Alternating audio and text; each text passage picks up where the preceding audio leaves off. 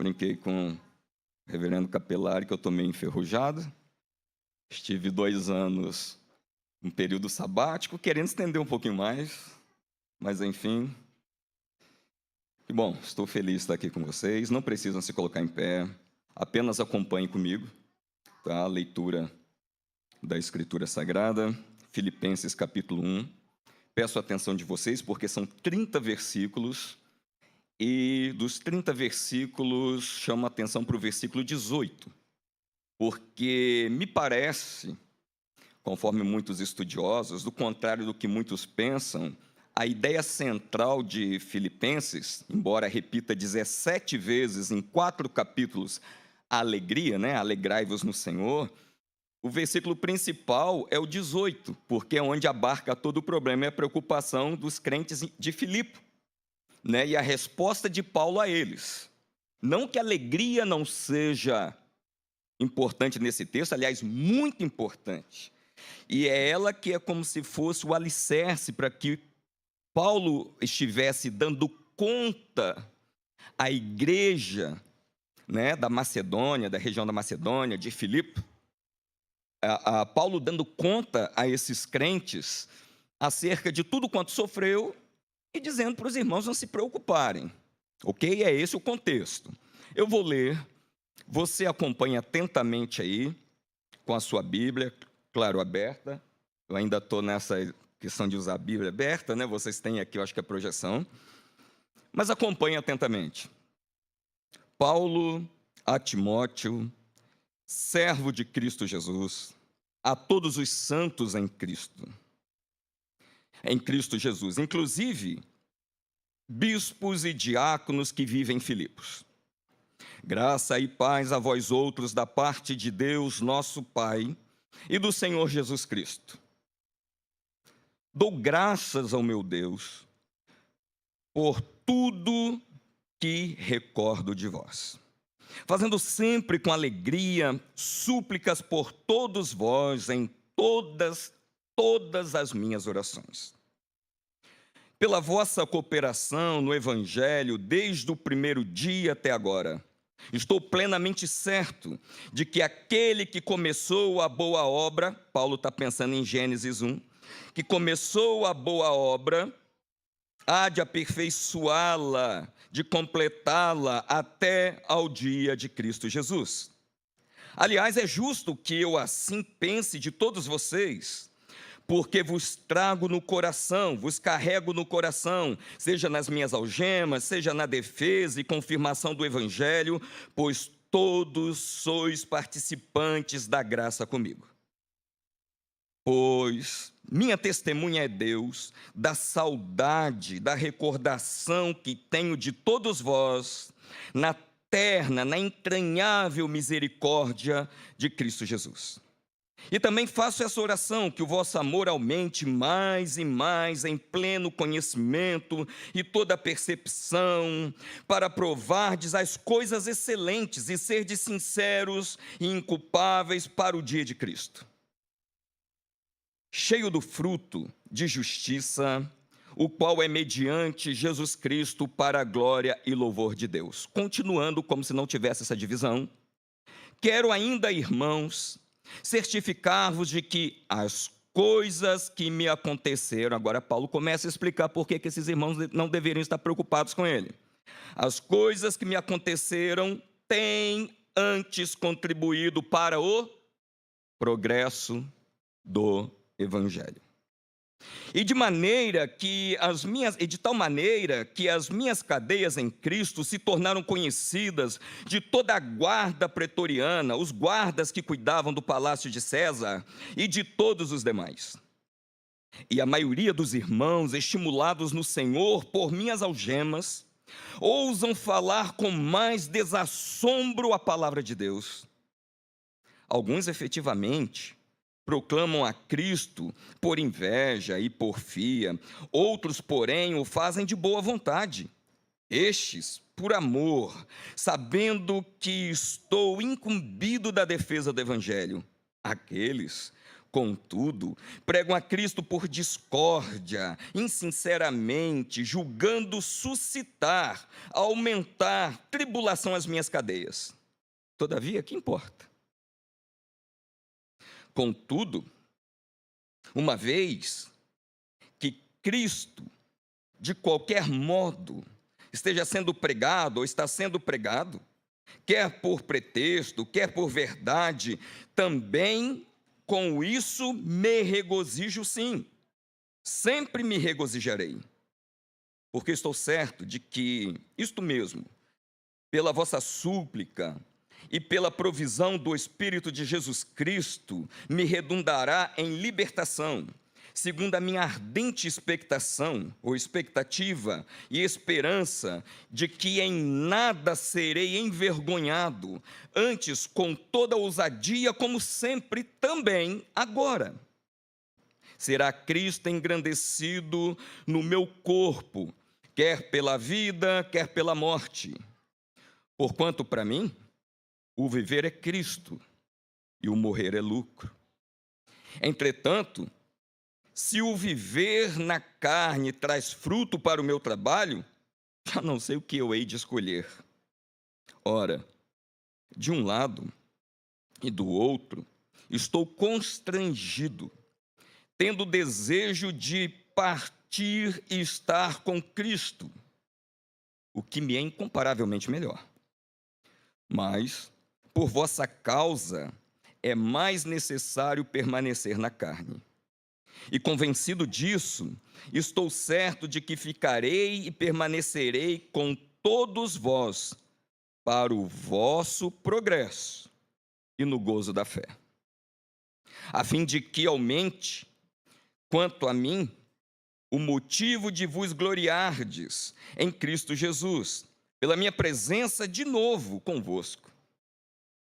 Vivei, acima de tudo, por modo digno do Evangelho de Cristo, para que eu, indo ver-vos, ou estando ausente, ouça no tocante a vós outros, que estáis firmes em um só Espírito, como uma só alma, lutando junto pela fé evangélica.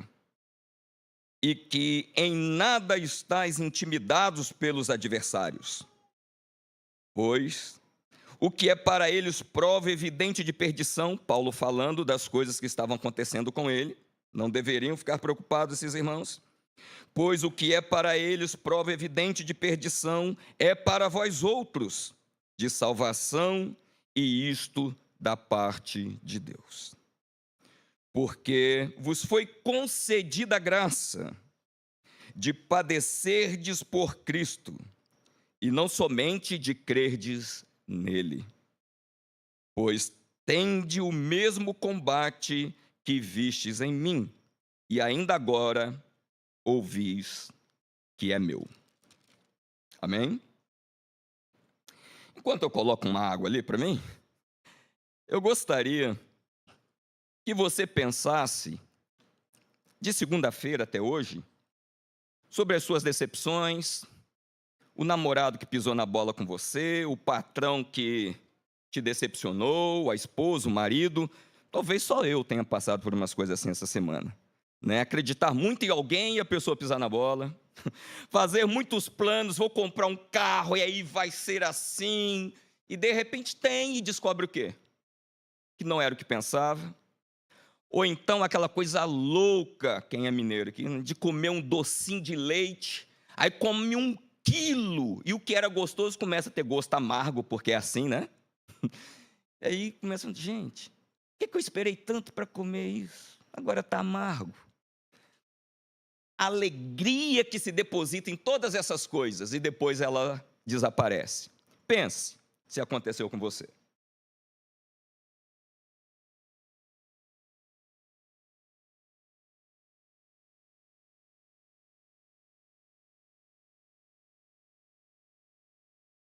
Aconteceu? Se decepcionou essa semana? Ficou triste? Chorou? Criou expectativa demais em alguém e essa pessoa te decepcionou? Amou demais um objeto, uma coisa, e depois descobriu que nada tinha o brilho do desejo que você tinha de possuir aquilo, pois disse, é só isso.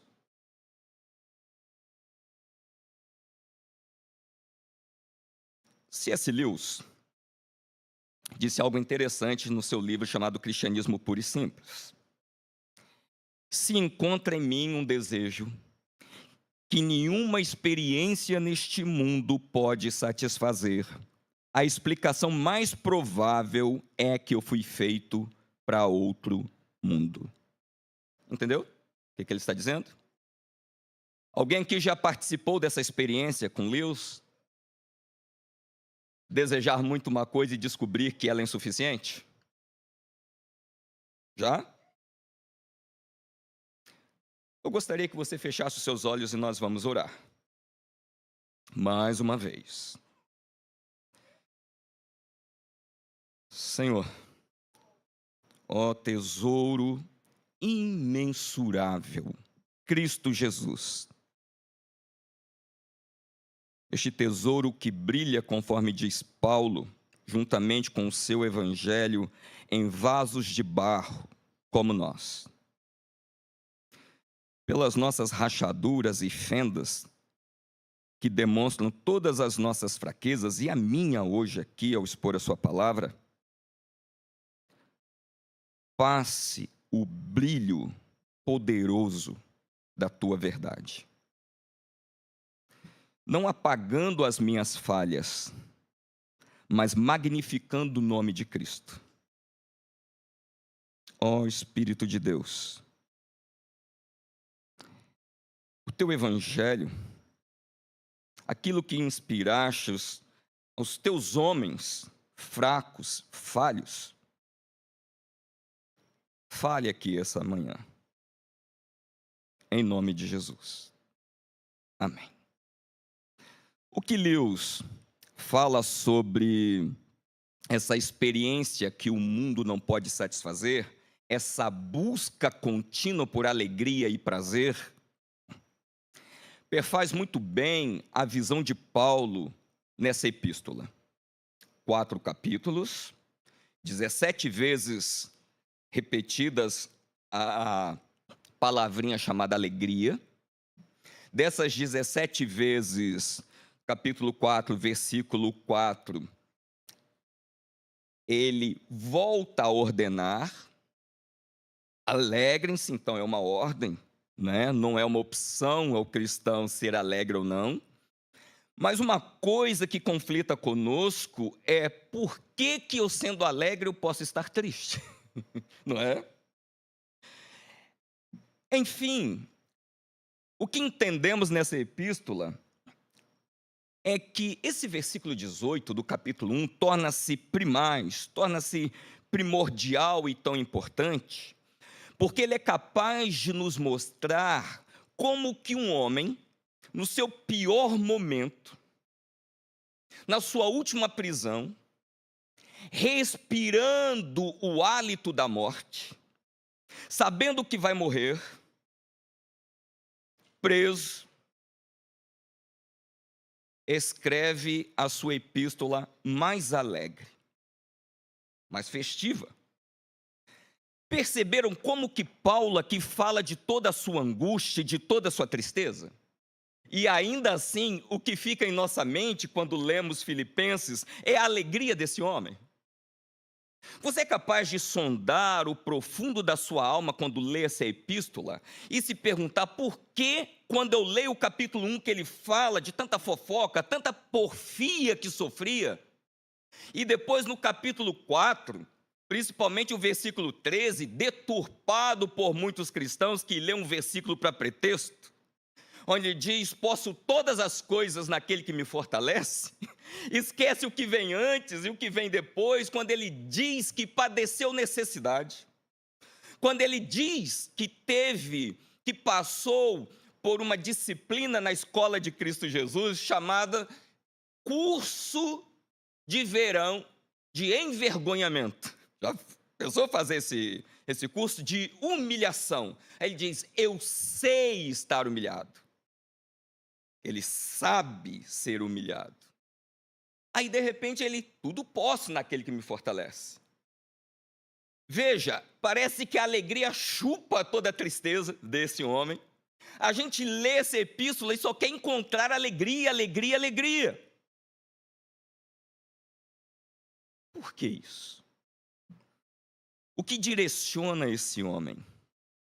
O que faz com que Paulo sirva-nos de exemplo, não só aquele, conforme diz o capítulo 1, versículo 27, que vê o sofrimento como dom, como uma graça, mas aquele também que parece olhar para o mundo e ver as coisas do avesso, conforme canta Estênio Márcio, o tapeceiro, né? Quem olha ali do lado que está o tapeceiro, vê um monte de nozinhos, fiapos, umas coisas horríveis. Fala, esse homem está doido.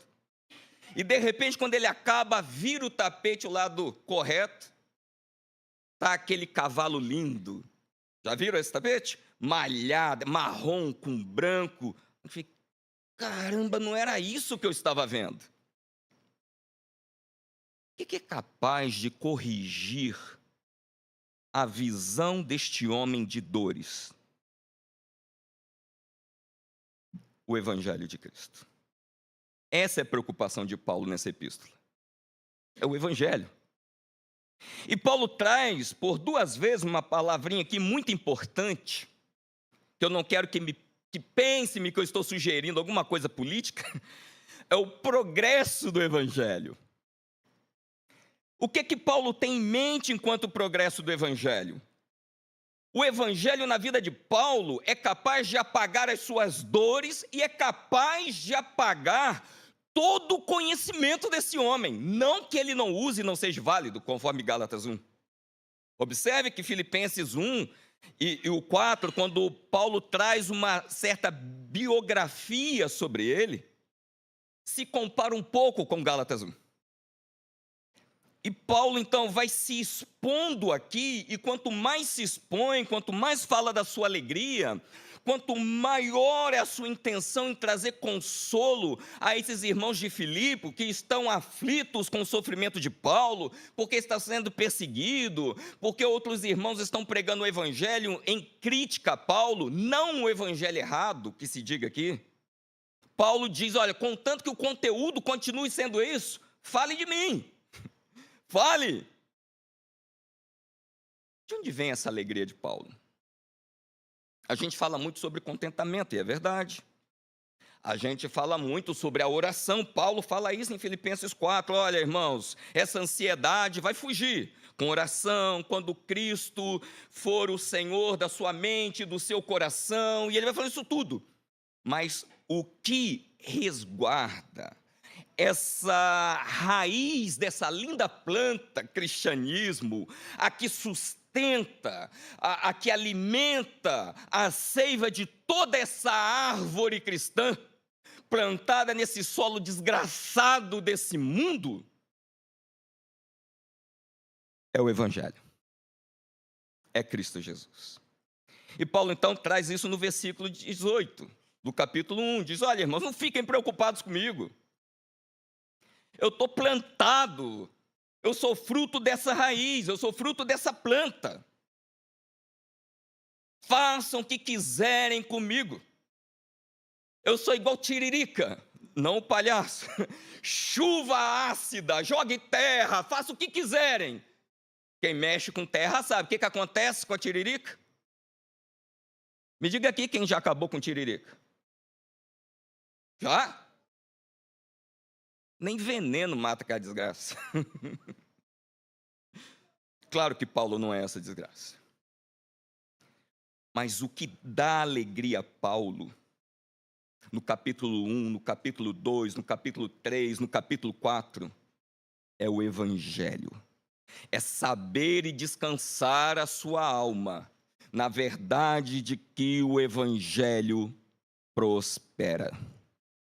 E aqui fica uma verdade para a gente, para você e para mim, levarmos no nosso coração. O culto acaba, você no domingo vai para casa e de repente no final do domingo vem aquela sensação de vazio terrível porque segunda vem aí. A sua alegria não é o trabalho, embora você deva se alegrar com ele. A sua alegria não é o teu salário, não é a tua esposa, não são os teus filhos. Eles compõem, são uma pálida lembrança, conforme diz Agostinho em Confissões, da alegria eterna que consiste na verdade do Evangelho. Que verdade é essa aqui? Situação contrária alguma tem o poder de impedir o progresso do Evangelho de Cristo Jesus. Você pode, em pensamento, repetir isso comigo? Situação contrária alguma tem o poder de impedir o progresso do Evangelho de Cristo. E aqui parece que a gente separa muitas coisas. Nossa, mas era tão melhor ouvir alegria, alegria. A nossa alma está tão secularizada. Nós estamos tão carcomidos por esperanças falidas deste mundo, que dizer que a nossa alegria vem do progresso do Evangelho não soa estranho, não é? Como que o Evangelho vai me ajudar amanhã como meu patrão? Como que me ajudará amanhã com meu filho na UTI? Ora, o quanto do Evangelho você conhece? O quanto, conforme Colossenses capítulo 3, a palavra de Cristo habita ricamente no seu coração? Se é só Salmo 23, lamento, até o motorista bebum colocou no para-choque do caminhão. Agora saber o que o pastor daquela ovelha escreveu e disse, quem ele chama para si e diz, medite na letra dessa lei, é outra coisa. Há 3 evidências do progresso do Evangelho em contextos limitantes, ou no nosso contexto, a partir do contexto paulino, dessa epístola. Não vou me delongar explicando todo o contexto, eu não tenho ousadia de fazer isso depois das pregações do reverendo Capelário. Mas há pelo menos 3 evidências do progresso desse Evangelho. Primeiro, versículo 1 e versículo 7. O Evangelho progride apesar da distância pessoal. O Evangelho progride apesar do distanciamento pessoal. Paulo está preso, os irmãos estão em Filipe, os irmãos estão preocupados com o sofrimento de Paulo. Paulo não mandou um WhatsApp para esses irmãos, Paulo conta com irmãos confiáveis, no caso Epafrodito e algum outro, para levar a mensagem a esses irmãos e dizer que ele está bem. Paulo só tem uma coisa que o aproxima desses irmãos, que traz consolo da presença amiga desses irmãos, o Evangelho. A certeza que se nutrem da mesma verdade, e a certeza que têm os mesmos sofrimentos. E Paulo tem isso em mente. Paulo vê esses irmãos como parte dele mesmo. Ele os chama de cooperadores. São cooperadores comigo. Versículo 1, Paulo está saudando os irmãos, como era uma prática muito comum naquela época, cita a Timóteo e como servos de Cristo, e depois vai falando dos bispos, menciona os diáconos que vivem em Filipos, e vai tecendo comentários aqui e ali, citando esses irmãos, assim como esses irmãos servindo como exemplo para a igreja de Filipos. Meus caros irmãos, o Evangelho une mesmo na distância, pois todos sois participantes comigo. Este homem está a quilômetros da igreja de Filipe. Os estudiosos dizem que a igreja, na região da Macedônia, Filipos, era a igreja mais pobrezinha que tinha. No entanto, apesar de Paulo mencionar a ajuda e o que alguns crentes em Coríntios faziam, o elogio, a alegria de Paulo é por essa igrejinha. Esses irmãos estão unidos com ele.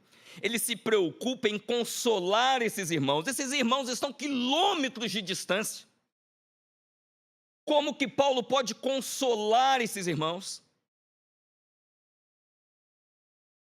Rubem Alves, um ex-presbiteriano, na verdade o mentor, o criador da teologia da libertação, tinha um poema, um escrito, na verdade, uma das colunas dos jornais que ele escrevia, que falava sobre velórios, né?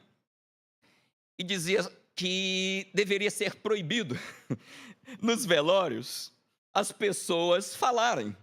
Olha, eu sinto muito. Olha, puxa, tentando suavizar a dor do outro. E ele explica por quê? Porque muitas vezes o enlutado sentia-se menosprezado em sua dor, como se perder o ente querido fosse somenos, fosse uma coisa muito simples que no outro dia, não, tá bom, então agora você me consolou, amanhã eu acordo bem. Que bom! Aí ele diz, não deveria falar nada, fique em silêncio. Dê voz ao outro que sofre, porque assim ele vai saber que a dor é legítima, dada a importância do ente querido. E as palavras não ofenderão. Lembro-me que mandei esse texto para uma querida amiga minha, que perdeu a mãe, mas me lembrei das passagens onde Jesus falava. E eu disse a ela, olha, como você é conhecedora das Escrituras, eu não sou nenhum tolo para falar alguma coisa. Eu não estou dizendo para vocês não falarem, tá, gente? Em velório, nada disso. Mas não há uma única vez em que Cristo Jesus abriu a sua boca e, de fato, suas palavras não consolaram e não mudaram ou inverteram a ordem das coisas. Deixe que ele fale. Por que eu estou falando isso? Paulo está longe desses irmãos. O que pode consolar esses irmãos nas tribulações? O que pode consolar esses irmãos de que esse querido irmão Paulo, apesar de preso, está bem? O que te consola quando você está desempregado? O que te consola quando você acorda de manhã atrasado para o trabalho, bate o dedo mindinho do pé na quina da mesa, depois de insônia, pegou o carro, furou o pneu, bateu depois o carro, foi pegar Uber, o cara fala sem parar, chegou no trabalho, deu tudo errado, chegou em casa, levou o filho para o hospital, chegou do hospital, a esposa está falando que você levou no hospital errado. E assim, essas coisas. O que te consola? Eu sou psicólogo, não vou dizer o psicólogo? Não. Qual verdade te consola? Paulo diz, a verdade do Evangelho.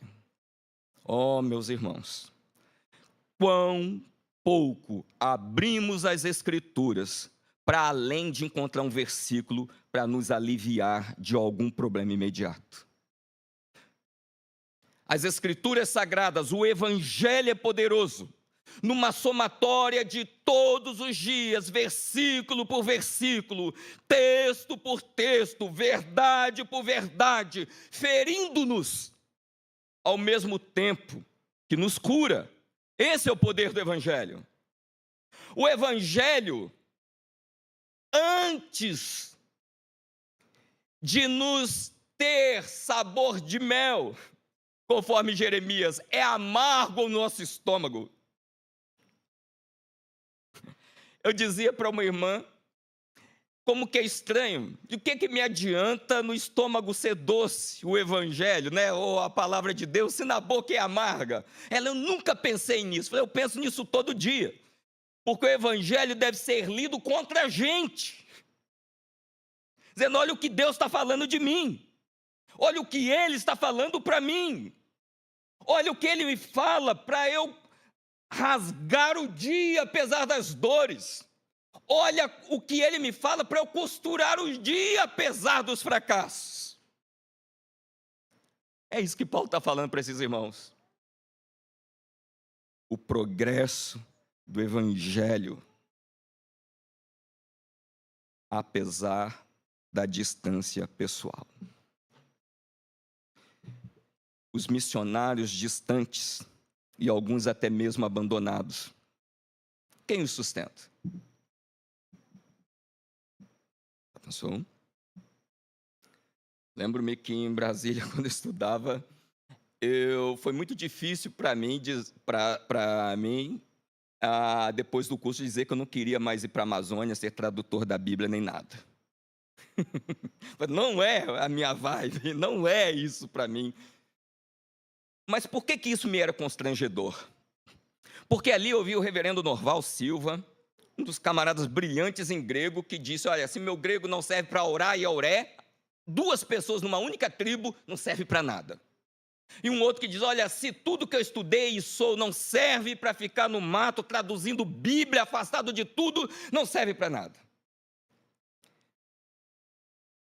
A comunhão que esses homens tinham com o Evangelho, o que o Evangelho fazia com esses homens, me constrangia. Claro, eu era um menino de 22 anos, eu pensava, gente, isso é Evangelho. Isso me fustigava a alma e saí dali, terminei o curso me sentindo esfrangalhado, um fracasso. E eu confesso que até um bom tempo dando aula de teologia, eu me senti indigno. Hoje maduro, 23 anos, já não penso assim. O evangelho progride apesar da distância pessoal. Segundo, o evangelho progride apesar da natureza humana.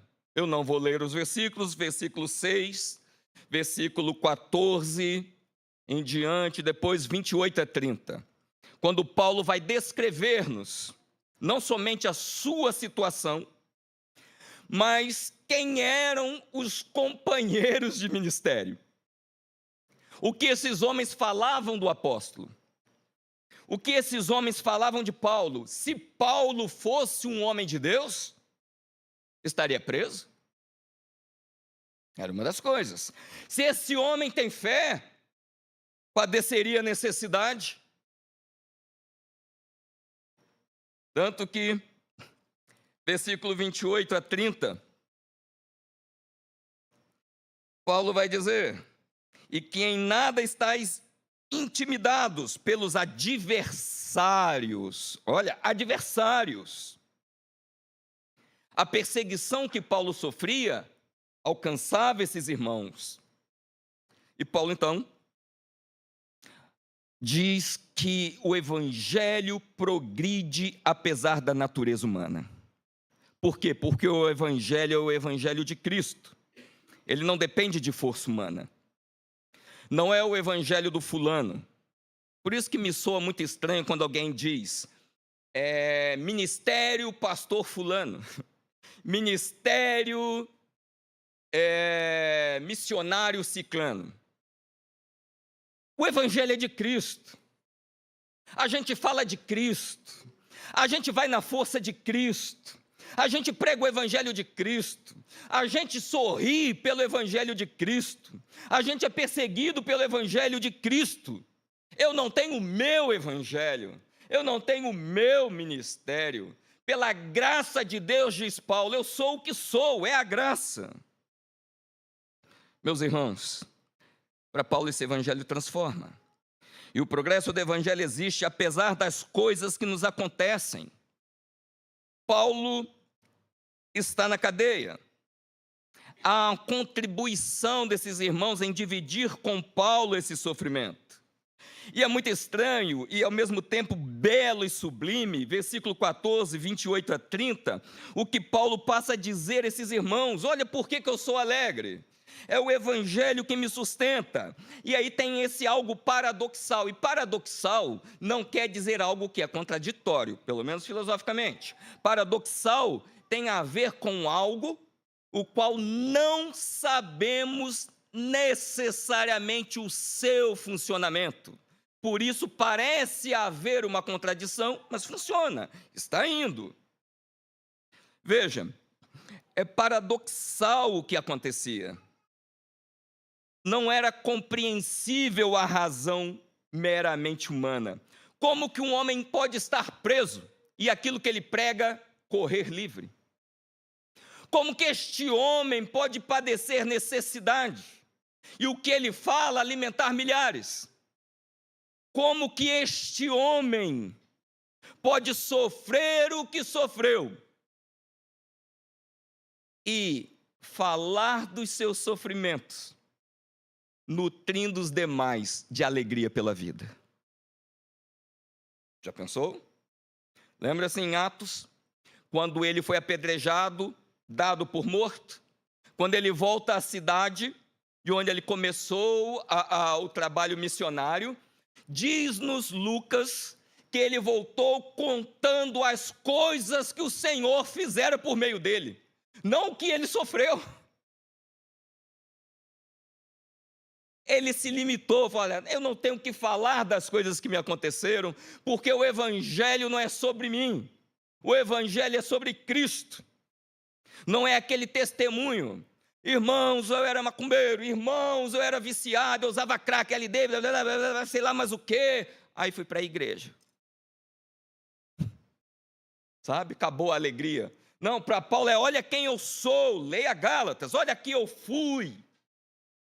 Agora, olha o que eu encontrei. Olha, o que eu encontrei está presente no evangelho que eu prego. O evangelho progride apesar de mim, apesar da natureza humana. Paulo traz aos irmãos uma verdade libertadora da preocupação deles. Eu estou preso, mas o evangelho está livre. Esses irmãos falam de mim, mas o conteúdo do que falam não sou eu. É o poder do evangelho. E uma pergunta a nós hoje: o quanto o evangelho é mais importante a nós do que a nossa alegria? O evangelho progride porque a sua alegria, a alegria do evangelho, supera a alegria pessoal do mensageiro. Versículo 18, em diante, ele, consolando os irmãos ainda, diz: olha, o evangelho não sou eu. Estão falando de mim, estão me perseguindo, podem mentir sobre mim, mas o que eles falam sobre a obediência de Cristo, morte e ressurreição é verdadeira. Que bom, o evangelho não é sobre mim. O evangelho é sobre Cristo. Paulo, em 1 Coríntios, os 3 primeiros capítulos, nos esboça exatamente essa verdade. Que a cruz é constituída não pela sabedoria dos gregos, nem pela vivência veterotestamentária dos judeus, pedindo um sinal da divindade de Cristo. Não precisamos enfeitar a cruz de Cristo. Não precisamos ostentar a nossa prosperidade através do nosso carro, da casa, da família tampa de margarina. O que precisamos é sofrer com o evangelho com alegria. E essa alegria não vem por repetir mantra: tudo posso naquele que me fortalece. Vem por entender que o alcance do evangelho é muito mais do que a guarda pretoriana. É o rompimento de todas as cadeias diabólicas, humanas, nas profundezas da nossa alma. Este é o poder do evangelho. Esta é a verdade do evangelho. O evangelho é maior do que o mensageiro. O apóstolo mesmo falou aos crentes de Corinto: temos, porém, este tesouro em vasos de barro, para que o quê? A excelência do poder seja de quem? De Deus, e não de nós. Mesmo na boca de difamadores do apóstolo, o evangelho em seu conteúdo avança e todo o coração dos homens são tocados por ele. Meus irmãos, versículo 6 ainda desse capítulo, somando a essa alegria paulina pelo progresso do evangelho, olha o que o poder do evangelho, essa mensagem, esse progresso, é capaz de fazer no coração deste homem. Como que Paulo vê as circunstâncias que ele vive. Que leitura que ele faz da política, que leitura ele faz da psique humana, que leitura que ele faz do círculo social. Versículo 6. Por gentileza, se você está aí com as escrituras abertas, ele vai dizer: estou plenamente certo que aquele que começou a boa obra vai fazer o quê? Aperfeiçoá-la. Ah, meus irmãos, é claro que isso tem a ver com a minha vida, meus pecados e minhas falhas, que naquele dia eu serei como Cristo.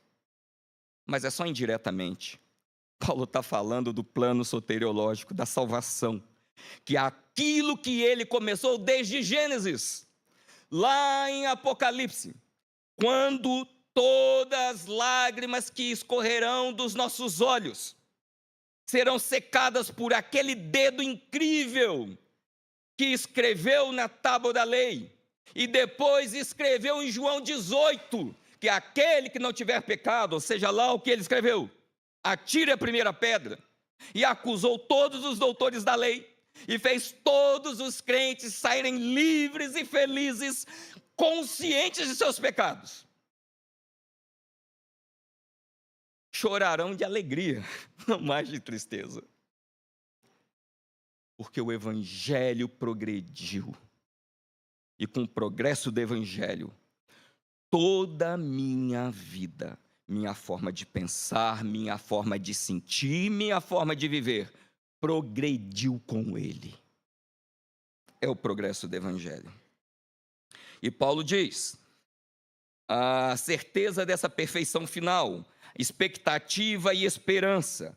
Versículo 20 e 21, paixão pela vida. Paulo tem paixão pela vida. Como que um homem que vai morrer tem paixão pela vida? Como que um homem ameaçado de morte tem coragem?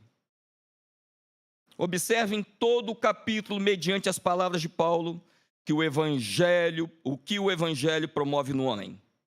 Você vê um homem otimista, não ingênuo. Versículo 13 e 14. Você vê um homem que supera as diferenças no versículo 15. Você vê um homem que se regozija apesar das circunstâncias no versículo 18. Você vê um homem que auxilia o outro, mesmo precisando de ajuda. Versículo 19. Você encontra um homem em constante oração e associando a oração não simplesmente a fé, mas a alegria. A gente fala tanto em orar com fé. Quantas vezes falamos de orar com alegria? Paulo ora com alegria por esses irmãos. E é claro, devia ter umas tranqueiras ferradas também na igreja de Filipe, né? E Paulo tem alegria. Por que Paulo é capaz de orar por todos os irmãos de Filipe e com alegria sempre? Porque o evangelho progride. O evangelho progride apesar da natureza humana, apesar das nossas paixões, apesar das nossas limitações, apesar do vaso ser de barro, um vaso qualquer. Todos os pobres tinham em Roma, em Israel, na Grécia. É vaso, é de barro. Mas para a loucura dos sábios e entendidos, é nesse vaso de barro que Deus colocou o seu tesouro. O ápice é a cruz, mas começou em Gênesis e foi até o último capítulo de Apocalipse. Essa é a nossa esperança, essa é a nossa alegria. Chega em casa e faça valer Eclesiastes, regozije a sua vida com a mulher que Deus te deu, com seus filhos, coma, beba Coca-Cola, coma macarronada, tire o seu cochilo feliz, mas saiba que de vez em quando vai falhar, está tudo muito bem, depois que comi essa feijoada, que tristezinha é essa que eu tenho? Conforme diz Lewis, é a ausência da presença eterna de Deus, não que Ele te abandonou, é te lembrando, isso aqui não é o teu fim. Este homem, chamado Paulo, que viajou por vários lugares na Ásia, em cada porto, ele sabia que aqueles irmãos que estavam ali não mereceriam toda a alegria dele, mas toda a alegria de Cristo, mediante o evangelho que ele pregava. Aquele homem que parava de porto em porto, sabia que a estadia ali, onde ele ia dormir, o que ia comer, deveria ser bem desfrutado.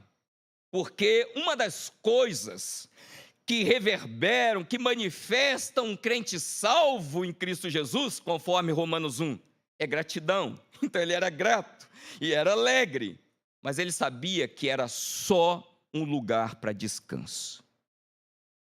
O que isso tem a ver com a gente? O que isso tem a ver comigo e com você? Amanhã você vai ficar triste de novo. Vai. Está feliz que vai trabalhar amanhã? Vai para a escola amanhã? Deveria. Tem gente que sim, não, estou sim, eu gosto. Outros gostam. Mas eu tenho a prova. Bem-vindo ao mundo. Mas o meu marido em casa, isso é casamento.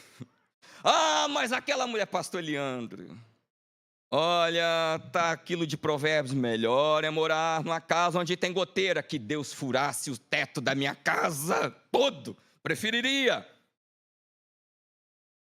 Não são essas coisas o objeto último da nossa alegria.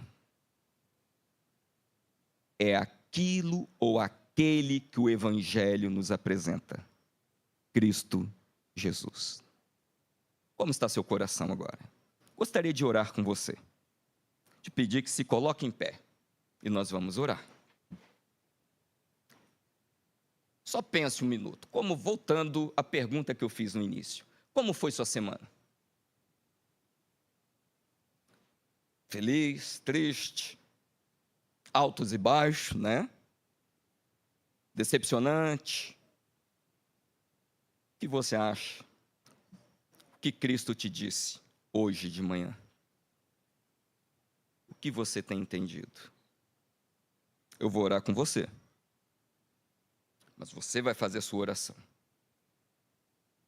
Tudo bem? Senhor, obrigado por tua mensagem. Conduza a nossa alegria para Cristo Jesus. Dá-nos discernimento para usufruirmos dos bens do mundo criado por ti. Foram criados para o teu deleite e também para o nosso. Há um convite para isso. Mas não é tudo. Aprender com a Trindade eterna, a deleitar um no outro.